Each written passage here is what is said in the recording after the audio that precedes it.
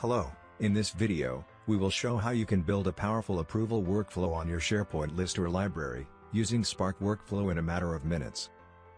Simply by just dragging and dropping Spark request activities, and configuring these activities.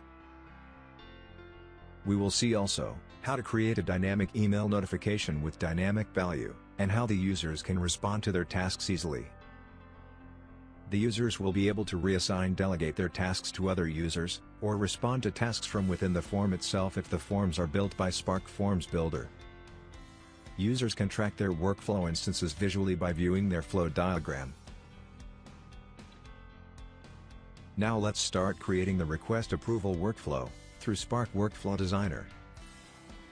From the list that you want to add the workflow for it, open Spark Workflow Designer. Create a new workflow. In the beginning, we are going to set the workflow settings. Enter the workflow name and the description. As you see here, we have many options like start when the item is created or updated. In this case, we are going to focus on just starting when the item is created.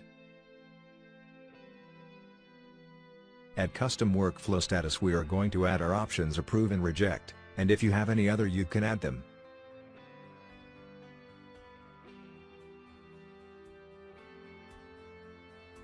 Then save them.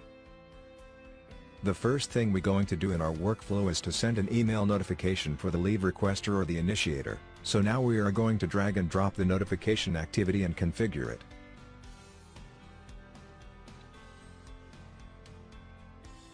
We are going to add the activity title, which is Send Initiator Receipt, and then define to whom this notification is going, by selecting the initiator from the dynamic data list so dynamically it retrieves the initiator's email.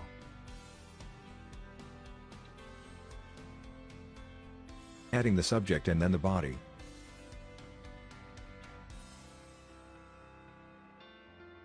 In the body, we are going to write our message and add the item URL so the employee can follow up his request easily. From the dynamic data list, select Workflow Status URL. Change the URL display text to status.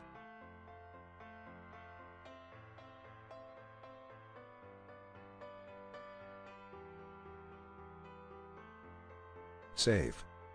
And here we are, the first notification is ready. The second thing in our workflow is to make a decision, so now we are going to drag and drop the request approval activity and configure it. Add the title of the activity. Then assign to. Here we need to select the manager dynamically depending on each request and what is already saved in the item, so we go to the item fields and select the manager field. Allow delegate. In some cases the manager needs to delegate the task for another employee to make the decision, so to allow or not it depends on your workflow case. Here we are going to enable allow delegation. As you see here, the LazyApproval feature. This feature allows you to make the decision by replay to the notification email, without access to the system.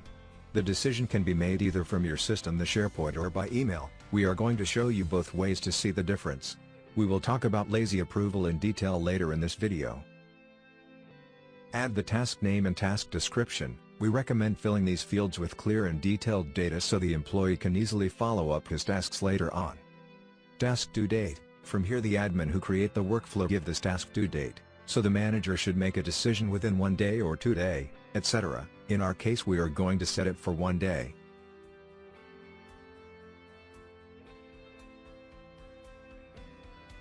Save. And here we have our approval request node. We are going now to continue the workflow steps if we have a reject case or approval. Now, in case the manager rejects the request, so we are going to make 2 actions. First, send an email notification to the initiator. Second, update the request status. Again, we are going to use the notification activity to send a rejection email notification for the initiator. While we configure it, we are going to learn how to set dynamic variables in the email. Add the activity title, leave denied. 2. Again we are going to set the initiator by selecting the initiator from the dynamic data list so dynamically it retrieves the initiator's email. Subject. Here we can make the subject dynamic. by typing the initiator display name and adding some static words like leave request. So we select form dynamic data list initiator display name and then type leave request. In the body we can also specify the message by adding the initiator display name after hi.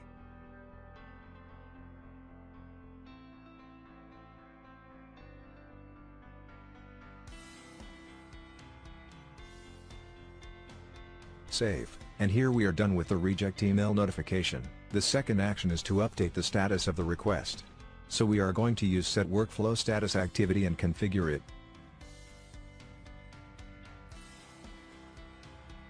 From the set workflow window select the status to be in this case reject. Modify the title and save. Now the workflow goes to the next node. We are going to use the request review activity, and configure it. As we did in the request approval. We are going to fill the required fields. And enable the LazyApproval feature. Again, this great feature available in Spark Workflow, which can activate easily so the user can make the decision by email, with no need to access the system. Then fill the task name, task due date. Now after we enabled the LazyApproval feature, the system updates automatically the email notification. As we see here in the notification window, it comes with link for complete, so the manager or the HR employee can just click on the link and reply with a comment, and that's it. The decision is done. The system also retrieves a wizard text for the subject and the body. You can change the text if you wish.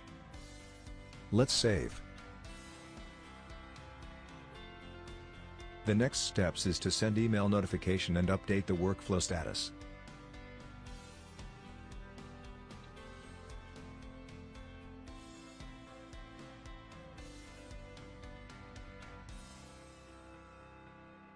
And here we have finished the workflow, so we are going to publish it to be ready to use.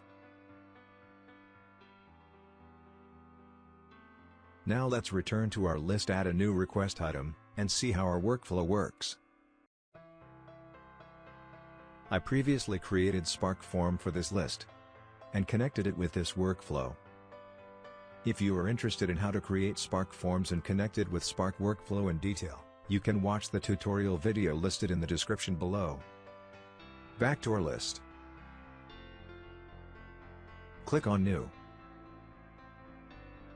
Fill up the fields.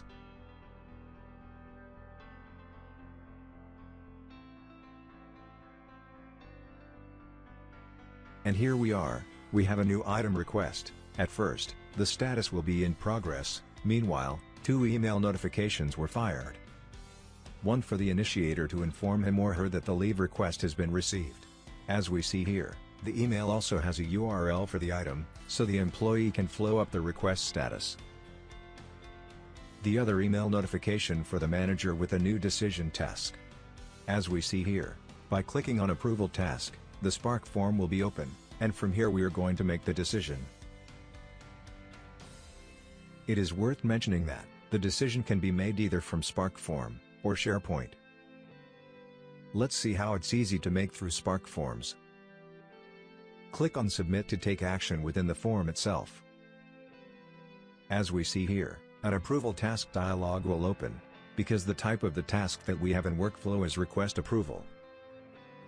Take the action approve or reject, or you can pending the task or delegate it. Back to our list, here's the item and the status still in progress, because there is a new task assigned to Jim. Let's take the action from Jim's account. This time we see how to take the action from the email. Because we have enabled the lazy approval for this activity, Jim received this email. As we see here, there is a new section for the lazy approval decision. Just click on the URL, a reply message will open with all the required details. All you need to do is write down your comment and reply.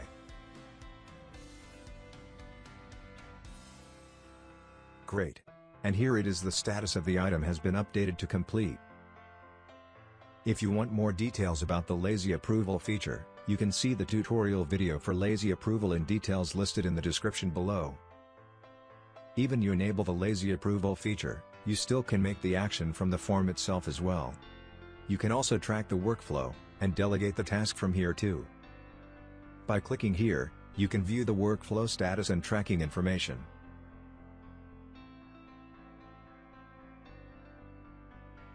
Let's click on the Delegate button to delegate the task to another user. A Delegate dialog will open. Select the user that you want to delegate the task to. Then click on Delegate. As we see here, the task has been delegated to Alex. We just watched how you can create an approval process with a dynamic notification, and how to follow and respond to these process tasks from the SharePoint or from the form itself, and how to activate the LazyApproval feature. Follow us to learn more about the advanced features of Spark Workflow.